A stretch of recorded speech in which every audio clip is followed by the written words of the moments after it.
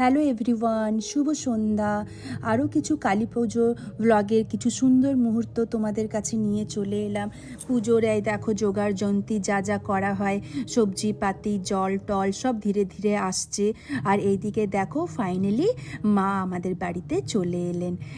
1 বছর যেটার জন্য আমরা অপেক্ষায় থাকি, সেই অপেক্ষা আজ শেষ হলো। ফাইনালি মা এখন আমার বাড়িতে। আর এইদিকে দেখো সবাই মিলে, প্রতিমা তো খুব ভারী হয়, সবাই মিলে ভালো করে অ্যাডজাস্ট করে রাখার চেষ্টা করছি। আর এইদিকে বাইরে দেখো কি সুন্দর গেট তৈরি হয়েছে, সব লাইট ফাতি সব জ্বলে গেছে। আর বিল্ডিংও খুব সুন্দর করে লাইটিং করা হয়েছে।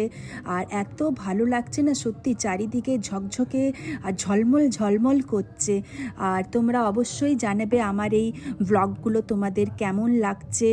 আর এই যে দেখতে পাচ্ছ মা কালীর পিছনে যে ব্যাকগ্রাউন্ডটা, এটা আমার দিদির মেয়ে সম্পূর্ণ নিজের হাতে করেছে।